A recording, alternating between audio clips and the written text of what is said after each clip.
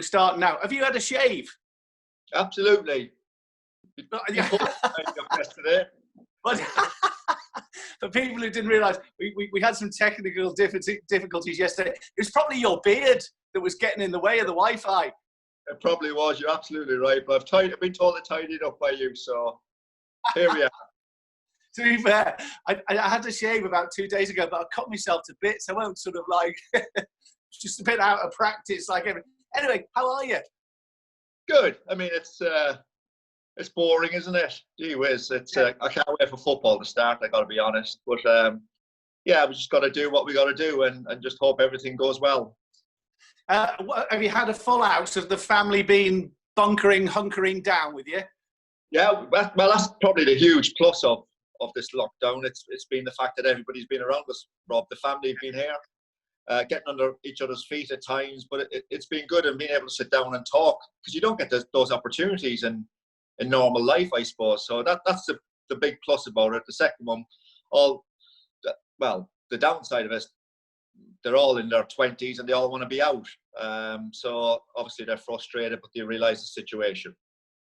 No, the same feeling here. I've got 3 here, chomping at the bit, going mad. Some good days, some bad days. But no, it's been great. It's been great to have them around, to be honest with you. Yeah, absolutely. But I mean, obviously, if we just take it in small stages, and I think there's things opening up on Monday a bit more, and then just gradually do it, and hopefully the health is the most important thing, and we start getting out a bit more. That'd be good. Okay, let's talk about you. We'll talk about your career in a bit. But you've been a Manchester United ambassador for a long while now. Tell us a little bit about that, and also the Manchester United Foundation, what you've been doing. Right. So I obviously had the honour of playing for Manchester United for 12 years. Went and played for Wolves for a couple of years after that. But when I finished, they asked me to work for the club. And then a few years later, to become an ambassador. So I'm actually really privileged. I've got an ideal job, Rob. As you know, I travel an awful lot, particularly across in Asia. Do a lot of work across there for Manchester United, hosting events, putting big screens on so our fans can get can watch we put a live game on, and we can bring fans in and they can watch a game with 1 or 2 ex-players, and the atmosphere across there is fantastic. So that's a big plus. Love doing that. It's an ideal job. And I was a trustee of Manchester United Foundation for the best part of 7 or 8 years. I still do a lot of work with them. Listen, a lot of charity work that football clubs do go unnoticed, go unheralded in the community. And I think the last 2 or 3 months, obviously with what's happening around the world, the Manchester United Foundation have been absolutely fantastic, giving so much money to food banks and local schools. And we have to raise £1 million for UNICEF every 3 years anyway. So it obviously takes a lot to raise money. We had a massive game against Bayern Munich last year, 20 years of remembering the treble, which raised well over £1 million, which has been plowed into the local schools, local food banks. So great to be part of that, and that was a real eye opener for me. So it's I'm really honoured to be still involved with Manchester United. When you travel, is it just as an individual? Is it with other people, or do you actually sort of go on club trips if they're going on pre-season tours or things like that? Do you have to get involved in that?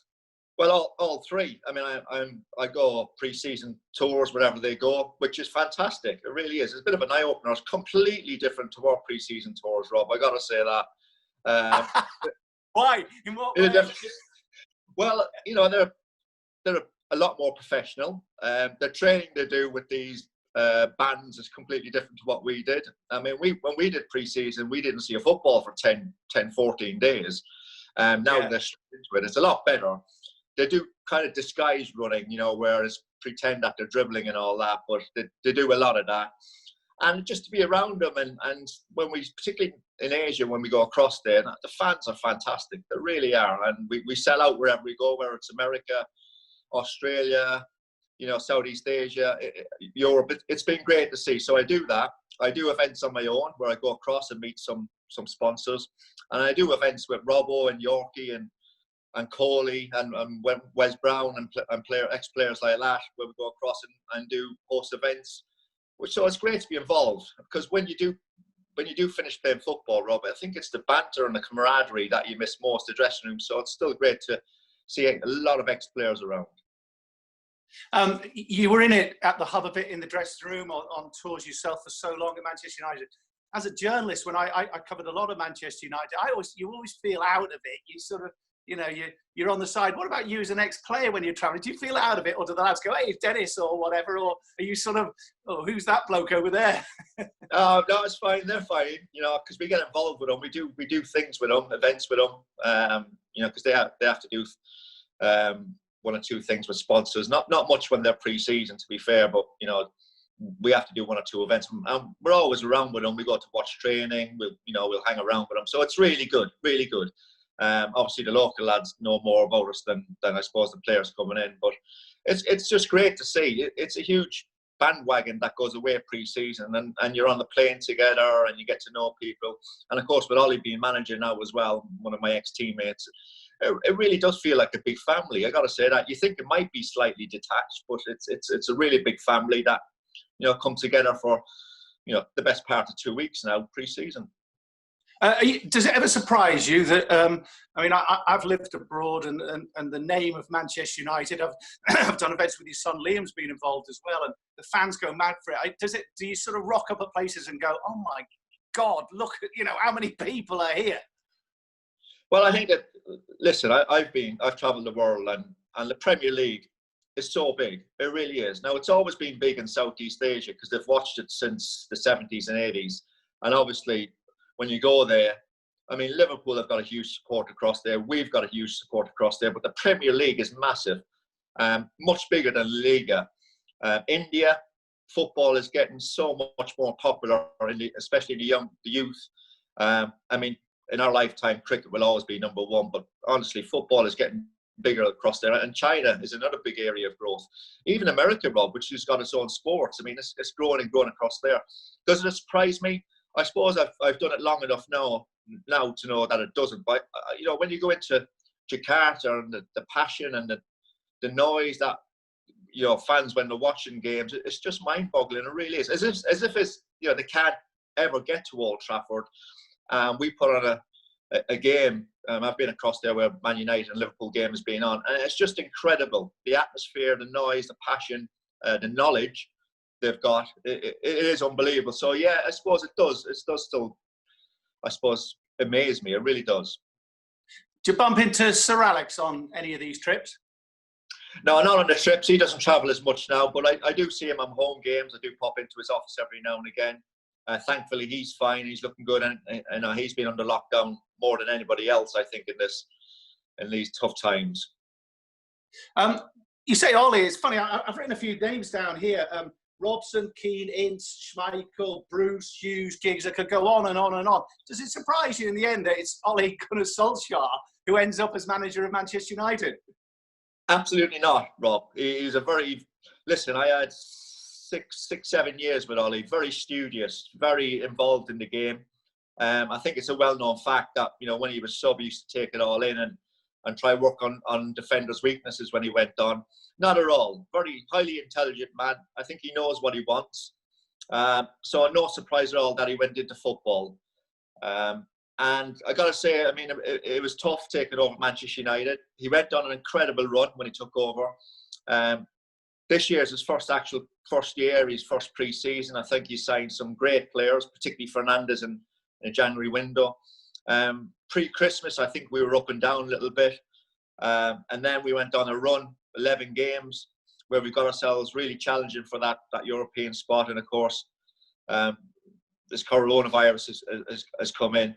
So it starts up again. We have to start up again. But I think Ollie will do an amazing job. I really do. It is in our time, he loses a couple of games. Oh, hang on. I've just gone. What's happened there? Can you see me? There you go, Dennis. I'm back. Sorry. In our time, you lose a couple of games and, I'll get him out. Ollie, managers have such a short space of time. I think even as an outsider, because I know him, not obviously like you do, but you think he seems like a really lovely fella. I think there's a lot of people hope he does really well and he's given a real proper chance.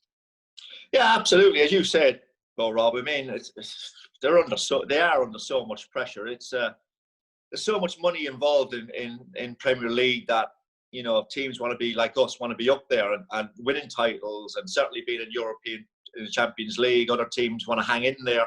There's so much money involved in the Premier League that there's so much pressure on managers these days. There really are. And it's like a revolving door. But all he knows the history of the club. He knows what the club's all about.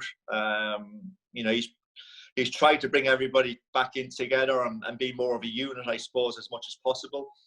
And I think we're heading in the right direction. But I mean, the pressure's incredible. I mean, you go across. I mean, the pressure's incredible in England, but social media as well these days is so big that everybody's got a piece to say, haven't they? So you need to be thick-skinned, I suppose. But the amount of pressure managers are under is incredible. It really is. I mean, we talk about your playing career. I just want, you know, we'd be here till doomsday talking about your playing career. But I was just looking. I mean, I spent a good few hours yesterday, enjoying Denis Irwin goals and Denis Irwin assists, and obviously it all focuses on 99 eventually in the treble. I just wonder if one of the real keys to that success was Ole Gunnar Solskjaer, in the sense that you had four unbelievable strikers: Coley, Dwight York, Teddy, and Ole was always like the fourth, but he never moaned. He never kicked up a fuss. Whenever he came on, he made a contribution, not least in the final. I just wonder if that was a key, you know, to the whole success of the season, if you like. Huge. Rob, honestly, like, we had four strikers, and listen, they're all different than what they did, but they came together. I mean, obviously, Yorkie and Coley were probably the number ones. They formed a great partnership. Teddy was such a clever player. But Ole was an incredible goal scorer. I think we saw that in his very first game when he joined. I think he scored one against Blackburn. But we used to see that all the time in training. But he was a manager's dream. He really was. And you know what he did in '99 in scoring in the 93rd minute to win the Champions League, a trophy we were desperate to get, by the way, because you know we just won our 5th Premier League, and to be known as a really great side, you need to win that Champions League.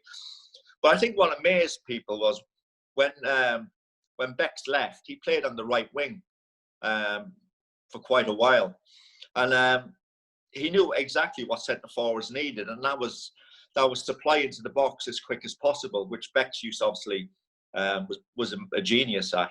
And he was just an incredible player to have around because you knew there was goals in him. The 4 he scored against Forest when he came on, he was a manager's dream. He really was, and a true gentleman as well. I think I've no doubt he's probably got a bit tougher now, or certainly has to get a bit tougher.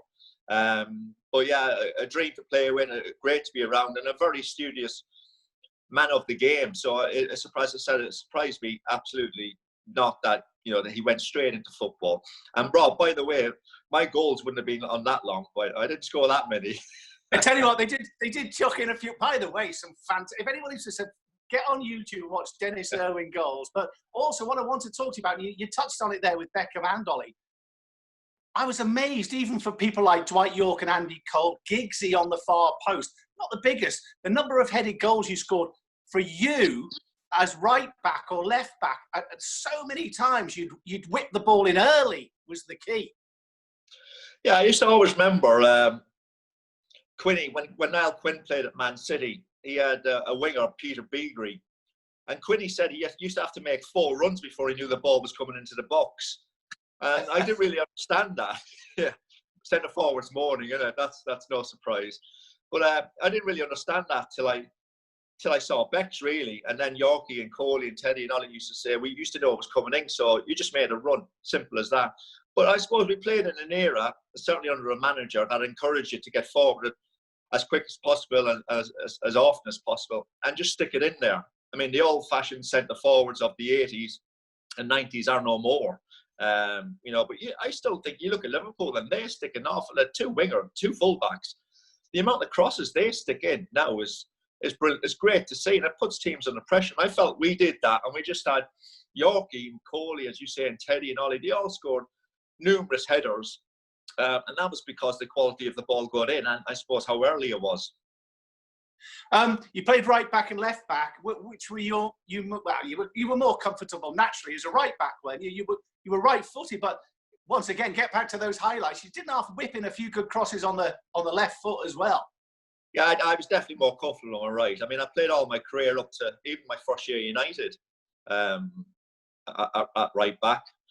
Even post United at Wolves, 2 years there, I played right back. So, you know, the vast half of my career was spent at right back. But what helped me at left back, Rob, I had Giggsy in front of me, who had a wand of a left foot. And I think I needed that. I needed a winger out there. I think the modern day game, sometimes where you look at Liverpool and City and the wingers tend to come in a little bit. You know, I might have struggled if I played left back then. But no, Giggsy helped me out an awful lot. And I knew my left foot was more than decent anyway. I didn't have a problem with it. So it just helped me to slot in there, really. I know you've probably been asked a million times. I mean, I was looking at that 99 team. If you went through it, so you go Schmeichel, Neville, Stam, probably Ronnie Johnson, you at left back. Well, what a midfield, what a balance when you've got Beckham on the right, Giggs on the left, Keenan, Scholes and York and Cole up front. I mean, that's an absolutely incredible team. And watching your progress through that Champions League, particularly some outstanding performances. Was that the best United team you played in? Well, there's a big argument because the '94 team was physically stronger, I'd say, with Incy and Keeney in the midfield, and Eric and Mark Hughes up front, and Pally and Brucey. You know, Parks was a really good right back, and Andrick and Chelsea. That was a powerful team, wasn't it? Schmeichel in goal. It was a physical team, the '94 team. I think I showed you the difference, how even within 5 years the game had moved on, because you needed huge physicality back in the early 90s. You did when the Premier League started, and the likes of Wimbledon and, you know, teams like that, Stoke and Palace were around, and you needed to physically fight with them, and then hopefully your football come out on top. In '99 and moved on a bit. I mean, there were still teams that battled away. The Boltons made it really difficult for you, but I think you needed, the game was going quicker, smoother. And yeah, listen, the '99 team, you've gone through it. I mean, we were missing our two best players in the final in Scholesy and Keeney. Yeah. I just think we had more attacking avenues in '99. We had more players who could score goals. You look at the four centre forwards; they could all score goals. Giggsy would get 10 a year for you. Scholesy would definitely get 10 a year for you. Beck's 10 a year, you know, and one or two chucked in from Yap and Ronnie. So we were more kind of like there's no. I mean, Eric was such an important player for us in '94. A lot of our great player went through him. Whereas in 5 years later, in '99, I just felt we had more attacking avenues, and we were a bigger threat going forward. And obviously, the size of the squad had grown. The manager added to it. And we had some great players that used to come in. And I don't want to labour super subs like Ollie and Teddy, but we, you know, Butsy and Jesper Blomqvist was very underrated. Henning Berg was a fantastic defender. Wes Brown was just coming through there. Maisie, who we all remember in the cup final, celebrating everywhere. You know, we Butsy and Phil Nev. You know, we had great backup. We really did, and I think that was the difference. That's the difference between '99 and '94. The squad. In '94, in that dressing room, could you get a word in edgeways? There were some big characters, weren't there? Never mind physical. There was some guys who liked a word. There were some big bad characters in there. I tell you what, training was a joy to be in. Sometimes we used to play English v the rest of the world, and I tell you what, it was fantastic. It was, Rob. Kicking two lumps out of each other. Brilliant. Absolutely. Who used to win that one? Who won that one, Den? The rest of the world, of course. Listen, you always need. It's a long, hard season. The Premier League is still the most physical league in the world. I'm telling you now. And you're going to train 280, 300 of those days, whatever. You need a bit of fun in there, and sometimes the fun can be in little five-a-sides. We used to have five-a-side where we'd have a Manc group, you know, with Butsy and the two Nevs.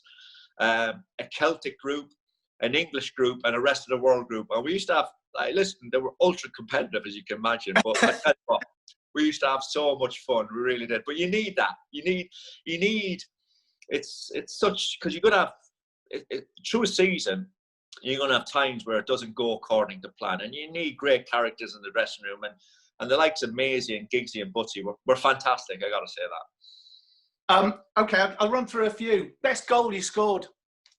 Best goal probably against, I mean, everybody remembers the Liverpool free kick, but the one I actually saw it the other day against Wimbledon in FA Cup.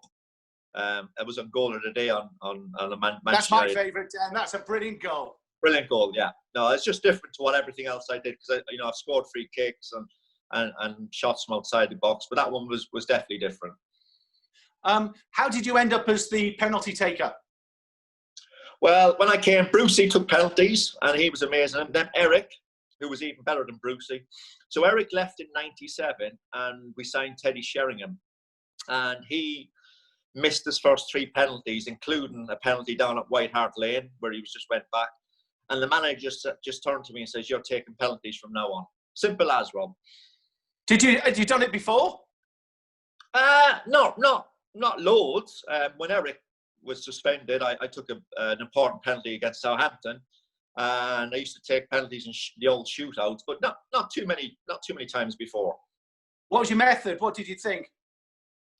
Well, I mean, the easiest thing is put the ball down, pick a side, and put your foot through it, and hit it as hard as possible. Obviously, certainly the last 20 years. So many games on TV now that goalkeepers can work out if you have got one huge favourite side. So I think you got to be able to change the way you go now, because obviously you'd love to go one side. You look at Shearer. I mean, he's going to go to his left. Keeper's right. Yes. It's going to be powerful. It's going to be maybe up higher a little bit. Yeah. I mean, he was an incredible penalty taker, Shearer. But I mean, I'm sure at times he would have to change as well. But that would be his most favoured place to put it. His most comfortable with. Most difficult opponent? Stoichkov, definitely. Johnny Barnes was a great player in Liverpool.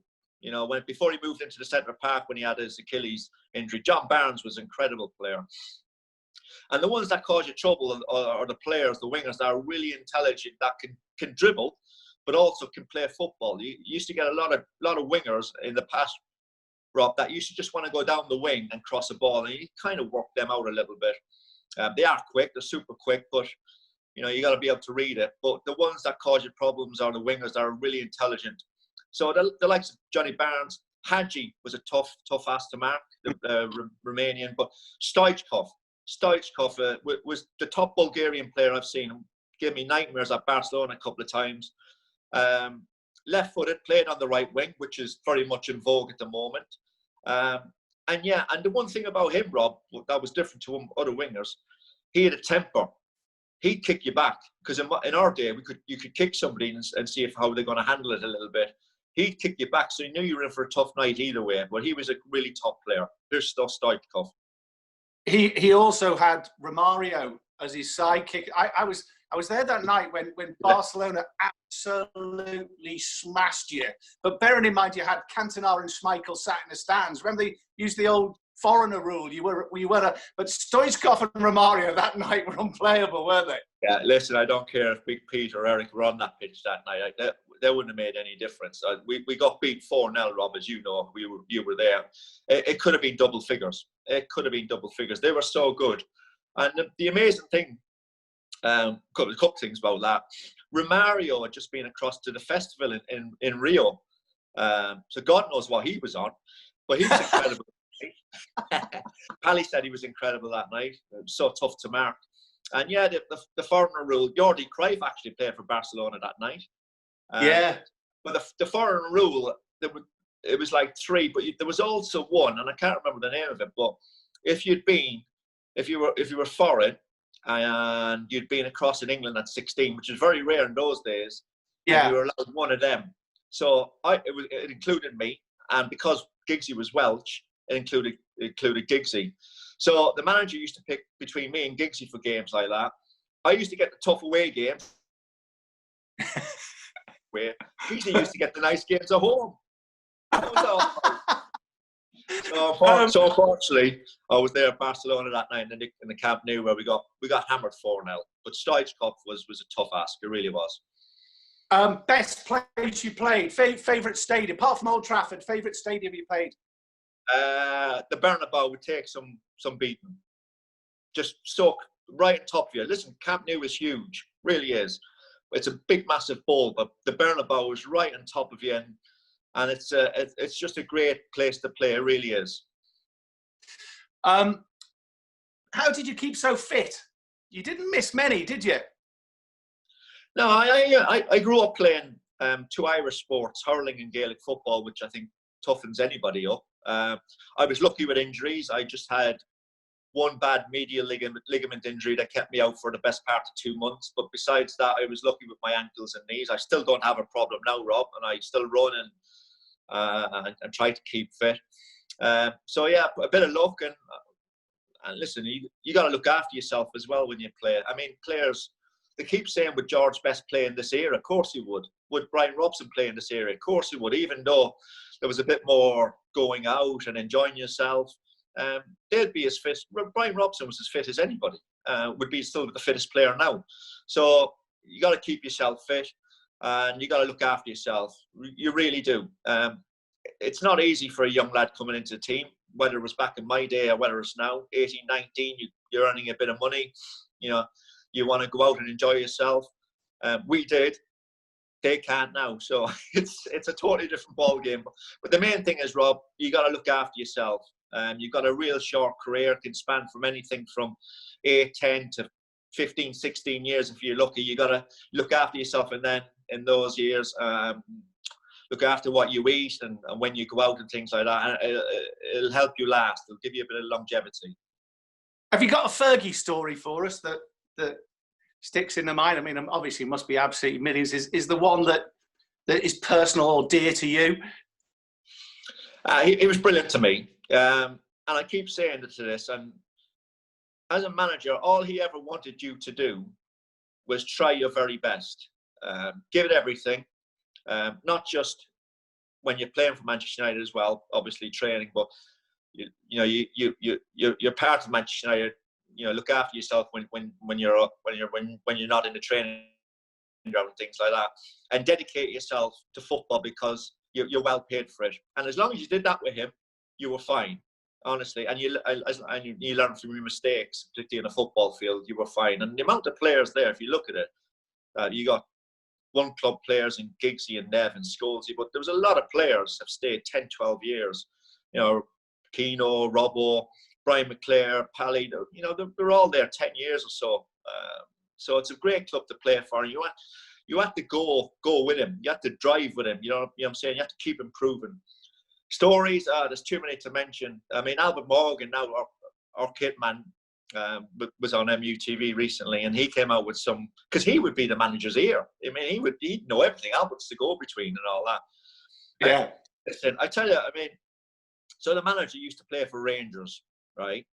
Apparently, because I tell you what, when you look at his physique and all that, when he used to join in the boxes and everything, you couldn't believe he was a player. Obviously, he used his elbows an awful lot when he played. But we had one of them boxes, a little keep ball, like 10v2 or 2 in the middle, and the manager's in the middle once. And Roy just joined. And whatever happened, the ball hit the manager in the face.